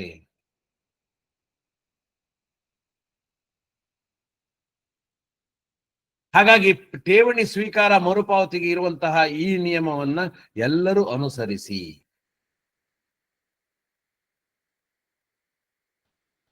ಇನ್ನು ಠೇವಣಿ ಇಡುವುದು ಹಿಂಪಡೆತ, ಇದಕ್ಕೆ ಯಾವುದೇ ನಿರ್ದಿಷ್ಟವಾಗಿ ಯಾವುದೇ ಮಿತಿ ಇಲ್ಲ. ಠೇವಣಿ ಸ್ವೀಕಾರಕ್ಕಿದೆ, ಠೇವಣಿ ಮರುಪಾವತಿಗಿದೆ. ಠೇವಣಿ ಇಡ್ಲಿಕ್ಕೆ ಏನಾದ್ರು ಮಿತಿ ಇದೆಯಾ? ಇಲ್ಲ. ಆದರೆ ಠೇವಣಿ ನಾವು ಇಡ್ಲಿಕ್ಕೆ ಹೋದ್ರೆ ಠೇವಣಿ ಸ್ವೀಕಾರ ಮಾಡೋರು ಅವ್ರಾಗಿರೋದ್ರಿಂದ ಅವ್ರಿಗೆ ಮಿತಿ ಇದೆ. ಅವರು ಠೇವಣಿ ಸ್ವೀಕರಿಸುವಂತಿಲ್ಲ. ಇದು ಸಹಕಾರಿ ಸಂಘಗಳಿಗೆ ಮಾತ್ರ ಇಲ್ಲ, ಎಲ್ಲರಿಗೂ ಅನ್ವಯಿಸುತ್ತೆ. ಹಾಗಾಗಿ ಠೇವಣಿ ಸ್ವೀಕಾರ ಮಾಡ್ಲಿಕ್ಕೆ ಮಿತಿ ಇರೋದ್ರಿಂದ ನಮ್ಮಿಂದ ಅವ್ರು ಸ್ವೀಕರಿಸುವಂತಿಲ್ಲ. ಹೂಡಿಕೆ ಮಾಡುವಾಗಲೂ ಕೂಡ ನಿರ್ದಿಷ್ಟ ಪಡಿಸಿದ ಸಂಸ್ಥೆಗಳ ಹೊರತಾಗಿ ಬೇರೆ ಕಡೆ ಹೂಡಿಕೆ ಮಾಡ್ಲಿಕ್ಕೆ ನಿರ್ಬಂಧ ಇದೆ ನಿಮಗೆ. ಹಾಗಾಗಿ ಠೇವಣಿ ಇಡುವುದು ಹಿಂಪಡೆತ ನಮಗೆ ಅಷ್ಟು ತಲೆ ಬಿಸಿ ಇಲ್ಲ. ನಾವು ಇಡೋದು ಬ್ಯಾಂಕ್ನಲ್ಲಿ, ನಾವು ಬೇರೆ ವ್ಯಕ್ತಿಗಳಲ್ಲಿ ಠೇವಣಿ ಇಡೋದಿಲ್ಲ. ಹಾಗಾಗಿ ಇದ್ರ ಬಗ್ಗೆ ನಾವು ಹೆಚ್ಚು ತಲೆ ಬಿಸಿ ಮಾಡ್ಕೊಳ್ಳೋದು ಬೇಡ. ಠೇವಣಿ ಇಡುವುದು ಹಿಂಪಡೆತು ಇದೇ ಮಿತಿ ಇದ್ರೂ ನಮಗೆ ಅನ್ವಯಿಸೋದಿಲ್ಲ. ಹಾಗೆ ಸಾಲ ವಿತರಣೆ ಮರು ಸ್ವೀಕಾರ ಅದು ಕೂಡ ಈಗಾಗಲೇ ಹೇಳ್ದಂಗೆ ನಾವು ಸಾಲ ವಿತರಣೆ ಮಾಡ್ತೀವಿ, ಮರು ಸ್ವೀಕಾರ ಮಾಡ್ತೀವಿ, ಆದ್ರೆ ಅದು ನಮಗೆ ಅನ್ವಯಿಸೋದಿಲ್ಲ. ನಾವು ಸಹಕಾರ ಸಂಸ್ಥೆಗಳು ಸಾಲ ನೀಡುವ ಸಂಸ್ಥೆಗಳಾಗಿದ್ದರಿಂದ ಇದ್ರ ಬಗ್ಗೆನೂ ನಮಗ್ ತಲೆ ಬಿಸಿ ಬೇಡ. ನೆಕ್ಸ್ಟ್ ಯಾವ್ದಿದೆ ಹಾಗಾದ್ರೆ? ಇತರೆ ಸ್ವೀಕೃತಿಗಳು. ಇತರೆ ಸ್ವೀಕೃತಿಗಳು ಅಂದ್ರೆ ಅದರ್ ಅಸೆಟ್ಸ್. 269 ST ಅಂತೇಳಿ ಮತ್ತೊಂದು ಬಂತು. ಇದು 2018 ಬಂತು. ಅದು ಬಂದ ಮೇಲೆ 269 SS ಏನ್ ಹೇಳುತ್ತೆ, 269 T ಏನ್ ಹೇಳುತ್ತೆ ಅಂತ ನಮಗೆ ಅದ್ರ ಬಗ್ಗೆ ನಾವು ತಲೆ ಕೆಡ್ಸ್ಕೊಂಡ್ವಿ. ಇದು ಬಂದ ಕೂಡ್ಲೆ ಏನ್ ಹೇಳುತ್ತೆ 269 ST? ಯಾವುದೇ ವ್ಯಕ್ತಿ, ಇದು ಸಹಕಾರಿಗಳಿಗೆ ಒಂದಕ್ಕೆ ಇಟ್ಟಿದ್ದಲ್ಲ, ಇಡೀ ಸಮಗ್ರವಾಗಿ ಎಲ್ಲ ತೆರಿಗೆದಾರರಿಗೂ ಬರ್ತದೆ. ಯಾವುದೇ ವ್ಯಕ್ತಿ 2 ಲಕ್ಷ ರೂಪಾಯಿಗಳು ಅಥವಾ ಹೆಚ್ಚು ಮೊತ್ತವನ್ನ ಒಂದು ದಿನದಲ್ಲಿ ಒಬ್ಬ ವ್ಯಕ್ತಿಯಿಂದ, 269 SS ಅಲ್ಲಿ ಒಟ್ಟು ಅನ್ನೋ ಪದ ಹೇಳಿದ್ರು, ಇಲ್ಲಿ ಒಂದು ದಿನದಲ್ಲಿ ಒಬ್ಬ ವ್ಯಕ್ತಿಯಿಂದ ಅಥವಾ ಒಂದು ವ್ಯವಹಾರಕ್ಕೆ ಸಂಬಂಧಪಟ್ಟಂತೆ ಅಥವಾ ಒಂದು ಘಟನೆ ಅಥವಾ ಸಂದರ್ಭಕ್ಕೆ ಸಂಬಂಧಿಸಪಟ್ಟಂತೆ ಒಬ್ಬ ವ್ಯಕ್ತಿಯಿಂದ ಬ್ಯಾಂಕಿನ ಅಕೌಂಟ್ ಪೇ ಚೆಕ್ ಅಥವಾ ಡ್ರಾಫ್ಟ್ ಅಥವಾ ಈ ತರದಲ್ಲದೆ ಬೇರೆ ಯಾವುದೇ ರೂಪದಲ್ಲಿ ಸ್ವೀಕರಿಸುವಂತಿಲ್ಲ. ಇಲ್ಲಿ ಒಂದು ದಿನ ಒಬ್ಬ ವ್ಯಕ್ತಿಯಿಂದ ಅಂತ ಬಂತು. 2 ಲಕ್ಷ ರೂಪಾಯಿಗಳು ಮತ್ತು ಒಂದು ದಿನ, ಅಲ್ಲಿ ಒಟ್ಟು 20,000 ರೂಪಾಯಿ ಮತ್ತು ಒಂದು ದಿನ ಅಂತ ಹೇಳಿ ಇರ್ಲಿಲ್ಲ, ಒಟ್ಟು 20,000 ರೂಪಾಯಿ. ಎಷ್ಟೇ ದಿನ? ನಾನು ಅದೇ ಹೇಳಿದ್ನಲ್ಲ, 5 ರೂಪಾಯಿ ಪಿಗ್ನಿ ಕಟ್ಟಿದವನು 19,995 ರೂಪಾಯಿ ಇದೆ. ಮಾರನೇ ದಿನ 5 ರೂಪಾಯಿ ಕೂಡ ನಗದು ರೂಪದಲ್ಲಿ ತಗೊಳ್ಳುವಂತಿಲ್ಲ. ಇದಕ್ಕೂ ವಿನಾಯಿತಿ ಇದೆಯಾ? ಇದಕ್ಕೂ ವಿನಾಯಿತಿ ಇದೆ. ಅದೇ ಸೇಮ್ ST ಏನ್ 269 SS ಮತ್ತು ಟಿಗೆ ಏನಂತ ಅದೇ ಇದಕ್ಕೂ ಅನ್ನುವಂತೆ. ಜೊತೆಗೆ ಇದಕ್ಕೆ ಇನ್ನೊಂದು ವಿನಾಯಿತಿ ಅನ್ನು ಹೇಳಿದರೆ, ಇದು 269 SS ನಲ್ಲಿ ಹೇಳಿರುವಂತವರಿಗೆ ಇದು ಅನ್ವಯಿಸೋದಿಲ್ಲ. ಅಂದ್ರೆ ಈ ಲಿಮಿಟ್ 269 SS ನವರಿಗೆ ಈ ಲಿಮಿಟ್ ಬರೋದಿಲ್ಲ, ಅದಕ್ಕೆ ಅವ್ರು ಆ ಲಿಮಿಟೇ ಬರ್ತದೆ. ಅರ್ಥ ಮಾಡ್ಕೊಳ್ಳಿ. 269 SS ನಲ್ಲಿ ತಿಳಿಸಿದ ವ್ಯವಹಾರಗಳಿಗೆ ಈ ಲಿಮಿಟ್ ಅನ್ವಯಿಸೋದಿಲ್ಲ. ಅಂದ್ರೆ ಯಾವ್ದು ಅನ್ವಯಿಸುತ್ತೆ? 269 SS ನಲ್ಲಿರುವಂತಹ 20,000 ರೂಪಾಯಿನೇ ಅನ್ವಯಿಸುತ್ತೆ. PCRD ಬ್ಯಾಂಕ್ಗಳಿಗೆ ಮಾತ್ರ 2 ಲಕ್ಷ ರೂಪಾಯಿ ಆಗಿದೆ. ಮತ್ತೆ ಕಾಲಕ್ಕೆ ಕೇಂದ್ರ ಸರ್ಕಾರ ಹೇಳುವಂತ ಬೇರೆ ವರ್ಗಗಳಿಗೆ ಸುಮಾರು ನೋಟಿಫಿಕೇಶನ್ ಮಾಡ್ತಾರೆ. ಗವರ್ಮೆಂಟ್ ಬಾಂಡ್ಗಳು ಕೊಂಕಣ್ ರೈಲ್ವೆ ಅನೌನ್ಸ್ ಮಾಡಿದ್ರು, ಅವ್ರು ತಗೊಳ್ಬಹುದು ಅಂತ. ಯಾರು ಕ್ಯಾಶ್ ಅಲ್ಲಿ ತಗೊಳ್ಳಿಲ್ಲ ಅವರಿಗೆ. ಇಲ್ಲಿ ಕೂಡ ಸಮಾನ ಮೊತ್ತದ ದಂಡ. ಹಾಗಾದ್ರೆ 269 SS ಗೂ 269 ಟಿಗೂ ಏನಾಗತ್ತೆ? ಪರಿಣಾಮ ಏನು? ಅದಕ್ಕೂ ಇದಕ್ಕೂ ವ್ಯತ್ಯಾಸ ಏನು? ಪರಿಣಾಮ ಏನು? ಈಗಾಗಲೇ ಹೇಳಿದಂಗೆ 269 SS ಠೇವಣಿ, ಸಾಲ ಮತ್ತು ಸ್ಥಿರಾಸ್ತಿ ವ್ಯವಹಾರಗಳಿಗೆ ಅನ್ವಯಿಸುತ್ತೆ. ಅದ್ರ ಹೊರತಾಗಿರುವಂತಹ ಎಲ್ಲ ವ್ಯವಹಾರಗಳಿಗೆ ಈ 269 ST ಅನ್ವಯಿಸುತ್ತೆ. ಹಾಗಾದ್ರೆ 269 SS ಅನ್ವಯಿಸುವಂತಹ ಠೇವಣಿ, ಸಾಲ, ಸ್ಥಿರಾಸ್ತಿ ವ್ಯವಹಾರದ ಹೊರತಾಗಿ ನಾವ್ ಏನ್ ಮಾಡ್ತೀವಿ? ನಿಮ್ಮಲ್ಲಿ ಠೇವಣಿ ಖಾತೆ ಅಲ್ಲದಂತ ಉಳಿತಾಯ ಖಾತೆ ಇದೆ. ಠೇವಣಿ ಖಾತೆ ಬೇರೆ, ಉಳಿತಾಯ ಖಾತೆ ಬೇರೆ. ಠೇವಣಿ ಖಾತೆ ಅಂದ್ರೆ ಅದಕ್ಕೆ ನಿರ್ದಿಷ್ಟ ಬಡ್ಡಿ, ನಿರ್ದಿಷ್ಟ ಮೊತ್ತ ಅಥವಾ ನಿರ್ದಿಷ್ಟ ಅವಧಿ ಇದ್ರೆ ಅದು ಠೇವಣಿ ಆಗತ್ತೆ. ಉಳಿತಾಯ ಖಾತೆಗೆ ಶುದ್ಧ ಉಳಿತಾಯ ಖಾತೆ ಆಗಿರ್ಬೇಕು, ಅದ್ರ ಬಡ್ಡಿ ಕೊಡಬಾರ್ದು. ಬಡ್ಡಿ ಇಲ್ಲ, ಮೊತ್ತ ಇಲ್ಲ, ಅವಧಿ ಇಲ್ಲ. ಹಾಗಾದ್ರೆ ಉಳಿತಾಯ ಖಾತೆ ಒಂದು ತಿಳ್ಕೊಳ್ಳಿ, ಎಲ್ಲಾ ಸೇವಿಂಗ್ಸ್ ಅಕೌಂಟಿಗೂ ಅನ್ವಯಿಸುತ್ತಾ? ಇಲ್ಲ. ಸಹಕಾರ ಸಂಸ್ಥೆಗಳ ಠೇವಣಿ ಖಾತೆ, ಉಳಿತಾಯ ಖಾತೆಗಳಿಗೆ ಮಾತ್ರ ಇದು ಅನ್ವಯಿಸುತ್ತೆ ಸ್ನೇಹಿತರೆ. ಯಾಕೆಂದ್ರೆ ಸಹಕಾರ ಸಂಸ್ಥೆಗಳಲ್ಲಿ ಉಳಿತಾಯ ಖಾತೆಯನ್ನು ಮಾಡ್ಲಿಕ್ಕೆ ಅನುಕೂಲ ಇರೋದು, ಅವಕಾಶ ಇರುವಂತದ್ದು ಕೇವಲ ಸಾಮಾನ್ಯ ಸದಸ್ಯರು ಮತ್ತು ಸಹ ಸದಸ್ಯರಿಗೆ ಮಾತ್ರ. ನಾವು ಮಾತ್ರ ಸದಸ್ಯರು ಉಳಿತಾಯ ಖಾತೆಗಳನ್ನು ಹೊಂದುವಂತಿಲ್ಲ. ನೀವು ನಾವು ಮಾತ್ರ ಸದಸ್ಯರಿಂದ ಉಳಿತಾಯ ಖಾತೆ ಮಾಡ್ತಾ ಇದ್ದೀರಿ ಅಂದ್ರೆ ತಪ್ಪು, ಅಸಿಂದು. ಹಾಗಾಗಿ ಉಳಿತಾಯ ಖಾತೆಯನ್ನ ನೀವು ನಿಮ್ಮ ಸದಸ್ಯರಿಗೆ, ಯಾರು ಪಾಲುದಾರ ಸದಸ್ಯರಿಗೆ, ಯಾರು ಬಂಡವಾಳ ಕೊಡ್ತಾರೋ ಅವರಿಗೆ, ನಾಮಿನಲ್ ಸದಸ್ಯರು ನಿಮಗೆ ಬಂಡವಾಳ ಕೊಡೋದಿಲ್ಲ, ಷೇರುದಾರರಲ್ಲ ಅವರು. ಅರ್ಥ ಮಾಡ್ಕೊಳ್ಳಿ. ಷೇರುದಾರ ಸದಸ್ಯರು ಮಾತ್ರ ಉಳಿತಾಯ ಖಾತೆಯನ್ನು ಹೊಂದಬಹುದು. ಷೇರುದಾರರಲ್ಲದ ಸದಸ್ಯರು, ನಾವು ಮಾತ್ರ ಸದಸ್ಯರು, ಷೇರುದಾರರಲ್ಲ, ಅವರಿಗೆ ಶೇರ್ ಕೊಡೋದಿಲ್ಲ. ಅವರಿಗೆ ನಾಮ ಮಾತ್ರ ಶುಲ್ಕವನ್ನ ತಗೊಳ್ತೀವಿ. ಅವರಿಗೆ 3 ವರ್ಷದ ಅವಧಿ ಅಂತ ಹೇಳ್ತೀವಿ. ಅವನು ಯಾವ ಉದ್ದೇಶಕ್ಕೋಸ್ಕರ ಸೇರ್ಪಡೆಗೊಂಡಿದ್ದಾನೋ ಆ ಉದ್ದೇಶದ ಈಡೇರುವವರೆಗೆ, ಅಥವಾ 3 ವರ್ಷ ಯಾವುದು ಮೊದಲೋ ಅದು. ಅದೇ ಸಾಮಾನ್ಯ ಸದಸ್ಯರಿಗೆ, ಸಹ ಸದಸ್ಯರಿಗೆ ವಾಯ್ದೆ ಇಲ್ಲ.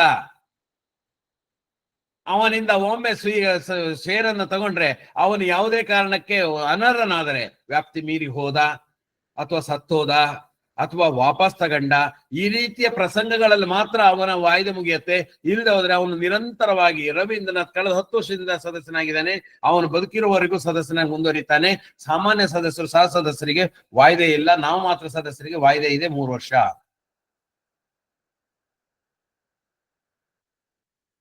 ಹಾಗಾಗಿ ಅಂತಹ ಉಳಿತಾಯ ಖಾತೆ ಆಗಿದ್ದರೆ, ಬಡ್ಡಿ ಇಲ್ಲ, ನಿರ್ದಿಷ್ಟ ಅವಧಿ ಇಲ್ಲ, ನಿರ್ದಿಷ್ಟ ಮೊತ್ತ ಇಲ್ಲ, ಅಂತಹ ಉಳಿತಾಯ ಖಾತೆಯನ್ನು ನಾವು ನಿರ್ವಹಿಸ್ತಾ ಇದ್ದೀವಿ ಅಂದ್ರೆ, ಅಂತಹ ಉಳಿತಾಯ ಖಾತೆಗೆ ಪ್ರತಿದಿನ ಒಬ್ಬ ವ್ಯಕ್ತಿಯಿಂದ 2 ಲಕ್ಷ ರೂಪಾಯಿವರೆಗೆ ಸ್ವೀಕಾರ ಮಾಡಬಹುದು, ಅಥವಾ ಅಂತಹ ಖಾತೆಯಿಂದ 2 ಲಕ್ಷ ರೂಪಾಯಿವರೆಗೆ ಮರುಪಾವತಿ ಮಾಡಬಹುದು. ಪರ್ ಡೇ 2 ಲ್ಯಾಕ್ಸ್ ಸಿಗತ್ತೆ ಸ್ನೇಹಿತರೆ. ಬಂಡವಾಳ 20,000 30,000 ರೂಪಾಯಿ ತಂದಿದ್ದಾನೆ, ಷೇರಿಗೆ ಅಂತ ಕೊಟ್ಟಿದ್ದಾನೆ, ಅವನು ಸಾಮಾನ್ಯ ಸದಸ್ಯತ್ವಕ್ಕೆ ಅರ್ಜಿ ಕೊಟ್ಟಿದ್ದಾನೆ, ಅವನಿಗೆ 30,000 ರೂಪಾಯಿ ತಗೊಳ್ಬಹುದಾ? ಖಂಡಿತ. 2 ಲಕ್ಷದ ಮೇಲೆ ತಗೊಳ್ಳೋಂಗಿಲ್ಲ. ಯಾವುದೇ ಒಬ್ಬ ವ್ಯಕ್ತಿಯಿಂದ ಬಂಡವಾಳಕ್ಕೆ, ಶೇರ್ ಕ್ಯಾಪಿಟಲ್ಗೆ, ಪಾಲು ಬಂಡವಾಳಕ್ಕೆ 20,000 ರೂಪಾಯಿ ಅಲ್ಲ, 2 ಲಕ್ಷ ರೂಪಾಯಿ ಪರ್ ಡೇ. ಅವನು ಬಂದಿದ್ದಾನೆ, 1,50,000 ರೂಪಾಯಿ ತಂದಿದ್ದಾನೆ ಸರ್, ಕ್ಯಾಶ್ ತಗೊಳ್ಬಹುದಾ? ಬಂಡವಾಳಕ್ಕಾದ್ರೆ ತಗೊಳ್ಬಹುದು. ಯಾಕೆಂದ್ರೆ he will become a shareholder, he will become the owner of that organization. ನೀಡಿದ ಸಾಲ ವಸೂಲಾತಿ. ನಾವು ಸಾಲವನ್ನು ಸ್ವೀಕರಿಸುವಂತಿಲ್ಲ, ಸಾಲ ಮರುಪಾವತಿ ಮಾಡುವಂತಿಲ್ಲ. ಆದರೆ ಸಾಲವನ್ನು ನೀಡಿದೀವಿ, ಅದನ್ನು ಮರುಪಾವತಿ ಪಡಿತೀವಿ. ಅದಕ್ಕೆ ನಿಮಗೆ 1,95,90,000 ಅಥವಾ 2 ಲಕ್ಷ ರೂಪಾಯಿವರೆಗೆ ಲಿಮಿಟ್ ಸಿಗತ್ತೆ. ಚರಾಸ್ತಿಗಳ ವಿಲೇವಾರಿ, ಸ್ಥಿರಾಸ್ತಿಗಳ ಮೇಲೆ ಹೇಳ್ಬಿಟ್ಟಿದ್ದಾರೆ, ಸ್ಥಿರಾಸ್ತಿಗಳ ವ್ಯವಹಾರಕ್ಕೆ 20,000 ರೂಪಾಯಿ ಅಂತ. ಆದ್ರೆ ಸ್ಥಿರಾಸ್ತಿ ಹೊರತಾಗಿ ಚರಾಸ್ತಿಗಳಿವೆ. ನಮ್ಮಲ್ಲಿ ಹಳೆ ಒಂದು ಜೀಪ್ ಇತ್ತು, ಅದನ್ನ 3 ಲಕ್ಷ ರೂಪಾಯಿ ಮಾರಿದೀವಿ. ಕ್ಯಾಶ್ ಕೊಟ್ಟಿದ್ದಾನೆ, ತಗೊಳ್ಬಹುದಾ? ತಗೊಳಂಗಿಲ್ಲ. 1.5 ಲಕ್ಷ ರೂಪಾಯಿ ಮಾರಿದೀವಿ. ಕಂಪ್ಯೂಟರ್ ಮತ್ತು ಫರ್ನಿಚರ್ ಇತ್ತು ಸರ್, ಅದಷ್ಟನ್ನು ನಾವು 1.5 ಲಕ್ಷಕ್ಕೆ ಮಾರಿದೀವಿ, ತಗೊಳ್ಬಹುದಾ? ಜೈ. ಚರಾಸ್ತಿಗಳ ವಿಲೇವಾರಿಗೆ 2 ಲಕ್ಷ ರೂಪಾಯಿ. ಯಾರಿಗೋ ಒಬ್ರಿಗೆ ದೊಡ್ಡ ಸಾಲ ಕೊಟ್ಟಿದೀವಿ, ಬಡ್ಡಿನೇ 2.5 ಲಕ್ಷ ರೂಪಾಯಿ ಆಗಿದೆ ಸರ್, ಬಡ್ಡಿ ಪಾವತಿ ಮಾಡ್ಲಿಕ್ಕೆ ಬಂದಿದ್ದೇನೆ, ತಗೊಳ್ಬಹುದಾ? ಒಂದು ದಿನ ಒಬ್ಬ ವ್ಯಕ್ತಿಯಿಂದ 2 ಲಕ್ಷಕ್ಕಿಂತ ಹೆಚ್ಚು ಆದಾಯದ ಬಾಪ್ತಿಗೆ ತೆಗೆದುಕೊಳ್ಳುವಂತಿಲ್ಲ. ಸರ್ ಅವನು ಇವತ್ತು ಕೊಟ್ಟಿಲ್ಲ ಅಂದ್ರೆ ನಾವು ತಗೊಂಡಿಲ್ಲ ಅಂದ್ರೆ ನಾಳೆ ಬರೋದಿಲ್ಲ. ಅದಕ್ಕೆ ನಿಮ್ಮ ಮಾರ್ಗ ಗೊತ್ತಿದೆ, ಒಂದು ದಿನ ರಸೀದಿ ಹಾಕೋದಿಲ್ಲ ಅಷ್ಟೇ.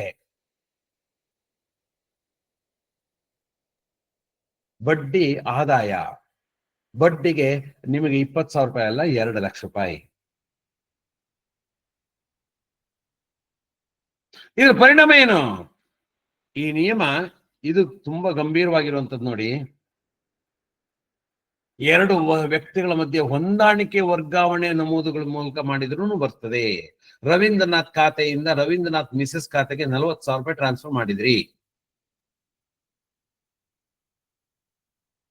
ಬ್ಯಾಂಕಿನ ಟ್ರಾನ್ಸಾಕ್ಷನ್ ಮೂಲಕ ರವೀಂದ್ರನಾಥನ ಬ್ಯಾಂಕ್ ಖಾತೆಯಿಂದ ರವೀಂದ್ರನಾಥ್ ಮಿಸಸ್ಸಿನ ಬ್ಯಾಂಕ್ ಖಾತೆಗೆ ಹೋಯ್ತು, ಜೈ. ನೀವು ನಿಮ್ಮಲ್ಲಿರುವ ಸೇವಿಂಗ್ಸ್ ಅಕೌಂಟ್, ರವೀಂದ್ರನಾಥನ ಸೇವಿಂಗ್ಸ್ ಅಕೌಂಟ್ ಇಂದ ರವೀಂದ್ರನಾಥ್ ಮಿಸಸ್ಸಿನ ಅಕೌಂಟಿಗೆ, ರವೀಂದ್ರನಾಥನ ಅಕೌಂಟ್ ಇಂದ ಮಗನ ಖಾತೆಗೆ, ಅಥವಾ ನಿಮ್ಮ ಯಾರ್ದೋ ಒಬ್ಬರ ಖಾತೆಯಿಂದ ಒಬ್ಬರ ಖಾತೆಗೆ ಟ್ರಾನ್ಸ್ಫರ್.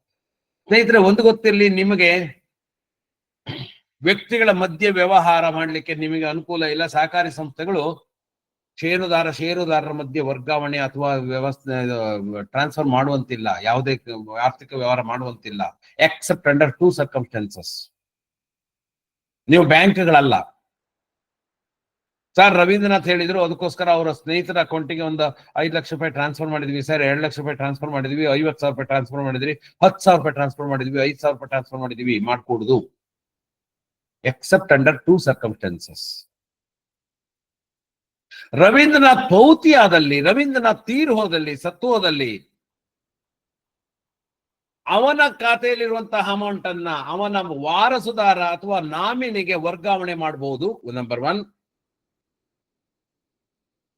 ರವೀಂದ್ರನಾಥ್ ಜಾಮೀನುದಾರನಾಗಿದ್ದಲ್ಲಿ, ಸಾಲಗಾರನು ಸುಸ್ತಿಯಾಗಿದ್ದಲ್ಲಿ, ಸಾಲದ ಬಾಕಿಗೋಸ್ಕರ ರವೀಂದ್ರನಾಥ್ ಖಾತೆಯಲ್ಲಿರುವಂತಹ ರವೀಂದ್ರನಾಥನ ಉಳಿತಾಯ ಖಾತೆಯಿಂದ ಸಾಲಗಾರನ ಸಾಲದ ಖಾತೆಗೆ ವರ್ಗಾವಣೆ ಮಾಡಬಹುದು, ಪ್ರೊವೈಡೆಡ್ ನಿಮ್ಮದ ಸಾಲದ ಅಗ್ರಿಮೆಂಟ್ ನಲ್ಲಿ ಆ ಕಂಡೀಷನ್ಸ್ ಇದ್ದರೆ. ಅದು ಎರಡು ಹೊರತಾಗಿ, ಎರಡು ಸರ್ಕಮ್ಸ್ಟೆನ್ಸ್, ಎರಡು ಸನ್ನಿವೇಶಗಳ ಹೊರತಾಗಿ ನೀವು ಬೇರೆ ಇದರಲ್ಲಿ ಸಾರ್ ಅವರಿಂದ ನಾವು ಬರ್ಸ್ಕೊಡ್ತೀವಿ, ಏನು ಬರ್ಸ್ಕೊಂಡ್ರು ಇನ್ವ್ಯಾಲಿಡ್ ಆಗತ್ತೆ, ಇನ್ನು ಆ ರೀತಿ ಮಾಡ್ಲೇಬೇಕಾದ ಅನಿವಾರ್ಯತೆ ಇದೆ. ರವೀಂದ್ರನಾಥ್ ಖಾತೆಯಿಂದ ವಿತ್ಡ್ರಾಲ್ ಮಾಡಿ ಅವರು ಯಾರ ಖಾತೆಗೆ ವರ್ಗಾವಣೆ ಮಾಡಬೇಕು ಅವರಿಗೆ ರಸೀದಿ ಹಾಕಿ, 2 ವೋಚರ್ ಪಾಸ್ ಮಾಡಿ, 1 ವೋಚರ್ 1 ರಸೀದಿ. ಅದೇ ಹೊರತಾಗಿ ಈ ಅಕೌಂಟ್ ಇಂದ ಆ ಅಕೌಂಟ್ಗೆ ಟ್ರಾನ್ಸ್ಫರ್ ಮಾಡ್ಲಿಕ್ಕೆ ಪ್ರಾಥಮಿಕ ಸಹಕಾರಿ ಸಂಘಗಳಿಗೆ ಅನುಮತಿ ಇಲ್ಲ, ಬ್ಯಾಂಕ್ಗಳಿಗೆ ಅನುಮತಿ ಇದೆ ಸ್ನೇಹಿತರೆ. ಹಾಗಾಗಿ ಇದನ್ನು ಕೂಡ ಗಮನ ಇಟ್ಕೊಳ್ಳಿ. ಅಡ್ಜಸ್ಟ್ಮೆಂಟ್ ಅಥವಾ ಟ್ರಾನ್ಸ್ಫರ್ ಮಾಡಿದ್ರೆ ಅದು ಕೂಡ ತಪ್ಪಾಗತ್ತೆ. ಸರ್ ಚೆಕ್ ಮೂಲಕ ಕೊಟ್ಟಿದೀವಿ, ಯಾವ ಚೆಕ್ ಕೊಟ್ಟಿದ್ದೀರಿ? ಬೇರೆ ಚೆಕ್ ಕೊಟ್ಟಿದೀವಿ, ಕ್ರಾಸ್ ಮಾಡದ ಚೆಕ್ ಕೊಟ್ಟಿದೀವಿ, ಅಥವಾ ಕೇವಲ ಕ್ರಾಸ್ ಮಾಡಿ ಕೊಟ್ಟಿದೀವಿ, ಸೆಲ್ಫ್ ಚೆಕ್ ಕೊಟ್ಟಿದೀವಿ? ನೋ.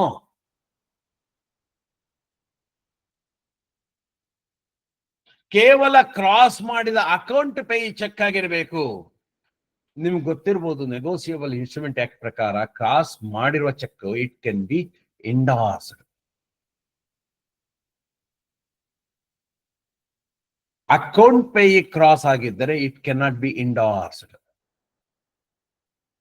ಹಾಗಾಗಿ ಇದನ್ನ ಸರಿಯಾಗಿ ಅರ್ಥ ಮಾಡ್ಕೊಳ್ಳಿ ಸ್ನೇಹಿತರೆ, ಯಾವ ಕಾರಣಕ್ಕೂ ಆ ರೀತಿ ಮಾಡ್ಲಿಕ್ಕೆ ಅವಕಾಶ ಕೊಡಬೇಡಿ. ಇನ್ನು ಇಲ್ಲಿ ಪದೇ ಪದೇ ಮೂಡುವಂತ ಪ್ರಶ್ನೆಗಳೇನು? ದೊಡ್ಡ ಮೊತ್ತದ ಸಾಲ ಕೇಳ್ತಾರೆ ಸರ್, ಹೇಗೆ ನೀಡೋದು? ಅಕೌಂಟ್ ಪೇ ಚೆಕ್ ಮೂಲಕನೇ ಅಥವಾ ಅವ್ರ ಅಕೌಂಟಿಗೆ ಟ್ರಾನ್ಸ್ಫರ್ ಮಾಡಿ. ದೊಡ್ಡ ಮೊತ್ತದ ಸಾಲ ವಸೂಲಾತಿ ಮಾಡಬೇಕು, 2 ಲಕ್ಷಕ್ಕಿಂತ ಜಾಸ್ತಿ ಮಾಡ್ತಾ ಇದ್ದೀರಿ, ಸಾಲ ವಸೂಲಾತಿಗೆ 2 ಲಕ್ಷ ರೂಪಾಯಿವರೆಗೂ ಮಾಡ್ಕೊಳ್ಬಹುದು. ಅದು ಠೇವಣಿ ಅಲ್ಲ, ಸಾಲ ವಸೂಲಾತಿ ಆಗಿದ್ದಾಗ ನೀವು 2 ಲಕ್ಷ ರೂಪಾಯಿವರೆಗೂ ಮಾಡ್ಕೊಳ್ಬಹುದು. ಆದರೆ 2 ಲಕ್ಷಕ್ಕಿಂತ ಜಾಸ್ತಿ ವಸೂಲಿ ಮಾಡ್ತಾ ಇದ್ದೀರಿ ಅಂದ್ರೆ ಬ್ಯಾಂಕ್ ಮೂಲಕನೇ ಮಾಡ್ಕೊಳ್ಳಿ.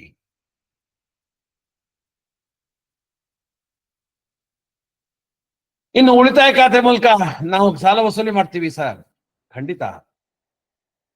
ಉಳಿತಾಯ ಖಾತೆ ಯಾವಾಗ ಉಳಿತಾಯ ಖಾತೆ ಆಗಿರ್ಬೇಕು? ಬಡ್ಡಿ ಇರಕೂಡದು, ಇದು ಏನೋ ನಿಮ್ಮ ಅವಧಿ ಇರಕೂಡದು ಮತ್ತು ಅದಕ್ಕೆ ಮೊತ್ತ ಇರಕೂಡದು. ಅಂತಹ ಉಳಿತಾಯ ಖಾತೆ ಆಗಿದ್ರೆ ಅದ್ರ ಮೂಲಕ ಕೂಡ ಸಾಲ ವಸೂಲಿ ಮಾಡ್ಕೊಳ್ಬಹುದು.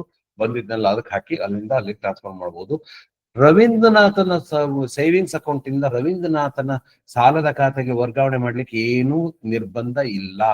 ವರ್ಗಾವಣೆ ಮಾಡುವಂತಿಲ್ಲ ಅಂದ್ರೆ ಪರಸ್ಪರ ಒಬ್ಬರ ಅಕೌಂಟ್ ಇಂದ ಮತ್ತೊಬ್ಬರ ಅಕೌಂಟಿಗೆ ಟ್ರಾನ್ಸ್ಫರ್ ಮಾಡ್ಲಿಕ್ಕಿಲ್ಲ ಅಂತ ಹೇಳಿದೇನೆ ಹೊರತು, ನನ್ನ ಈ ಜೇಬಿನಿಂದ ಮತ್ತೊಂದು ಜೇಬಿಗೆ, ಮತ್ತೊಂದು ಜೇಬಿನಿಂದ ಮತ್ತೊಂದು ಜೇಬಿಗೆ, ನನ್ನ ಸೇವಿಂಗ್ಸ್ ಅಕೌಂಟ್ ಇಂದ ಸಾಲದ ಖಾತೆಗೆ, ನನ್ನ ಸೇವಿಂಗ್ಸ್ ಅಕೌಂಟ್ ಇಂದ RD ಖಾತೆಗೆ, ನನ್ನ ಸೇವಿಂಗ್ಸ್ ಅಕೌಂಟ್ ಇಂದ ಮತ್ತೊಂದು ಓವರ್ ಡ್ರಾಫ್ಟ್ ಖಾತೆಗೆ, ನನ್ನದೇ ಆದ ಖಾತೆಗಳಿಗೆ ವರ್ಗಾಯಿಸ ಮಾಡ್ಲಿಕ್ಕೆ ನಿಮ್ಗೆ ತೊಂದರೆ ಇಲ್ಲ. ವ್ಯಕ್ತಿಗಳ ಮಧ್ಯೆ ನೀವು ವ್ಯವಹರಿಸುವಂತಿಲ್ಲ, ಒಬ್ಬನೇ ವ್ಯಕ್ತಿಯ ಬೇರೆ ಬೇರೆ ಖಾತೆಗಳ ಮಧ್ಯೆ ನೀವು ವ್ಯವಹರಿಸಬಹುದು. ಮತ್ತೆ ಅದನ್ನ ಕನ್ಫ್ಯೂಸ್ ಮಾಡ್ಕೊಳ್ಬೇಡಿ.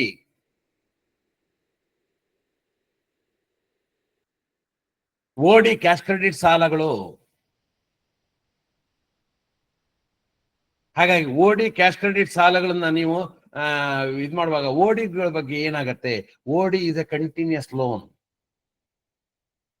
ಅದನ್ನ ನಿರ್ವಹಣೆ ಮಾಡುವಾಗ ಅದಕ್ಕೆ ಕೂಡ ಇದೇ ನಿಯಮಗಳು ಅನ್ವಯಿಸೋದ್ರಿಂದ 2 ಲಕ್ಷಕ್ಕಿಂತ ಜಾಸ್ತಿ ಒಮ್ಮೆ ಒಂದು ದಿನದಲ್ಲಿ ಒಂದು ಓಡಿ ಅಕೌಂಟಿಗೆ ಕ್ಯಾಶ್ ತಗೊಳ್ಳೋಂಗಿಲ್ಲ.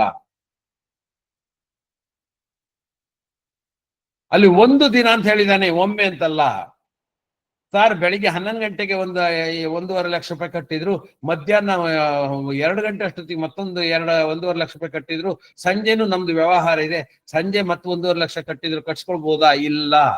ಒಬ್ಬ ವ್ಯಕ್ತಿಯಿಂದ ಒಂದು ದಿನದಲ್ಲಿ 2 ಲಕ್ಷಕ್ಕಿಂತ ಹೆಚ್ಚು ನೀವು ಸ್ವೀಕರಿಸುವಂತಿಲ್ಲ. ಸರ್ ಅವನು ಓವರ್ ಡ್ರಾಫ್ಟ್ ಅಕೌಂಟಿಗೆ 1.5 ಲಕ್ಷ ಹಾಕಿದ್ದಾನೆ, ಸೇವಿಂಗ್ಸ್ ಅಕೌಂಟಿಗೆ 1.5 ಲಕ್ಷ ಹಾಕಿದ್ದಾನೆ, FD ಅಕೌಂಟಿಗೆ ಮತ್ತಷ್ಟು. ನೋ, ಒಬ್ಬ ವ್ಯಕ್ತಿಯಿಂದ ಸ್ವೀಕರಿಸುವಂತಿಲ್ಲ. ಅವನ ಬೇರೆ ಬೇರೆ ಅಕೌಂಟಿಗೆ ನಾವು ತಗೊಳ್ಬಹುದಾ? ಇಲ್ಲ. ಸಾಲದ ಖಾತೆಗೆ ಒಂದಿಷ್ಟು, ಠೇವಣಿ ಖಾತೆಗೆ ಒಂದಿಷ್ಟು, ಸೇವಿಂಗ್ಸ್ ಅಕೌಂಟಿಗೆ ಒಂದಿಷ್ಟು ತಗೊಳ್ತೀವಿ ಸರ್, ಎಲ್ಲ 1.5 ಲಕ್ಷ 1.5 ಲಕ್ಷ. ತಪ್ಪು, ಬರೋದಿಲ್ಲ. ಒಟ್ಟು ಒಂದು ದಿನದಲ್ಲಿ ಒಬ್ಬ ವ್ಯಕ್ತಿಯಿಂದ 2 ಲಕ್ಷಕ್ಕಿಂತ ಜಾಸ್ತಿ ತಗೊಳ್ಳೋಂಗಿಲ್ಲ. ಸೊ ಇದಾಗಿತ್ತು ನಗದು ವ್ಯವಹಾರ ಮಿತಿಗಳಲ್ಲಿ 2,000, 10,000, 20,000, 2 ಲಕ್ಷ. ಸೊ ಇದಿಷ್ಟು ನಮ್ಗೆ ಇದು ಸಾಕಷ್ಟು ಗೊಂದಲ ಇರುವಂತದ್ದು, ನನಗೂ ಗೊತ್ತಿದೆ, ಸಾಕಷ್ಟು ಗೊಂದಲ ಇರುವಂತಹ ಸಬ್ಜೆಕ್ಟ್ ಇದು. ಹಾಗಾಗಿ ಇವತ್ತು ಇದರಲ್ಲಿ ಠೇವಣಿ, ದೇಣಿಗೆ ವೆಚ್ಚಗಳ ಪಾವತಿ ಮತ್ತು ಠೇವಣಿ ಸ್ವೀಕಾರ ಮರುಪಾವತಿ ಇದಿಷ್ಟು ನಮಗ್ ಬರುತ್ತೆ, ಅಪ್ಲೈ ಆಗತ್ತೆ. ಆದ್ರೆ ಸಾಲ ಸ್ವೀಕಾರ ಮರುಪಾವತಿ, ಸ್ಥಿರಾಸ್ತಿ ವ್ಯವಹಾರದ್ದು, ಠೇವಣಿ ಇಡುವುದು ಹಿಂಪಡೆತ, ಸಾಲ ವಿತರಣೆ ಹಿಂಬಾಲಿಸಿ, ಅದ್ರ ನಿಯಮಗಳಿದೆ, ಬಟ್ ನಮಗೆ ಅನ್ವಯಿಸೋದಿಲ್ಲ, ಯಾಕಂದ್ರೆ ನಾವು ಅದು ಮಾಡೋದಿಲ್ಲ. ಬಂಡವಾಳ ಸ್ವೀಕಾರ ಮರುಪಾವತಿಗೆ 2 ಲಕ್ಷ ರೂಪಾಯಿ ಇದೆ. ಇತರೆ ವ್ಯವಹಾರ ಸ್ವೀಕಾರ ಮರುಪಾವತಿಗೆ 2 ಲಕ್ಷ ರೂಪಾಯಿ ಇದೆ. ಸೊ ಇದಾಗಿತ್ತು ಸ್ನೇಹಿತರೆ ಇವತ್ತಿನ ಒಂದು ಅವಧಿಯಲ್ಲಿ. ಸಾಕಷ್ಟು ಜನ ನನಗೆ ಪದೇ ಪದೇ ಕೇಳ್ತಾ ಇರುವಂತಹ ಠೇವಣಿ ಸ್ವೀಕಾರ ಅಥವಾ ನಗದು ವ್ಯವಹಾರ ಮಿತಿಗಳು ಏನಿದೆ ಅಂತ, ಅದ್ರ ಬಗ್ಗೆ ನನ್ನ ಇವತ್ತಿನ ಇದರಲ್ಲಿ ಏನೇನು ಅಂಶಗಳಿದೆ ಅನ್ನೋದು ನಾನು ನಿಮಗೆ ನೆನಪು ಮಾಡಿಕೊಳ್ಳಿಕ್ಕೆ ಪ್ರಯತ್ನ ಪಟ್ಟೆ. ಇದಾಗಿತ್ತು ಸ್ನೇಹಿತರೆ. ಮತ್ತೊಮ್ಮೆ ನಿಮ್ಮೆಲ್ಲರಿಗೂ ವಂದಿಸ್ತಾ ಮುಂದಿನ ವಾರದಲ್ಲಿ ಮತ್ತೊಂದು ಸಂಚಿಕೆಯೊಂದಿಗೆ ನಿಮ್ಮ ಜೊತೆಗೆ ಚರ್ಚೆ ಮಾಡ್ಲಿಕ್ಕೆ ಬರ್ತೀನಿ. ಹಾಗಾಗಿ ಮುಂದಿನ ಶನಿವಾರ ಮತ್ತೆ ನಿಮ್ಮ ಭೇಟಿ 7 ಗಂಟೆಗೆ. ಅಲ್ಲಿವರೆಗೆ ನಾವು ಶುಭರಾತ್ರಿ ಹೇಳ್ತಾ ತಮ್ಮೆಲ್ಲರಿಗೂ ಶುಭ ಹಾರೈಸ್ತಾ ಈ ಅವಧಿಯನ್ನು ಮುಕ್ತಾಯ ಮಾಡ್ತಾ ಇದ್ದೇನೆ. ಜೈ ಸಹಕಾರ.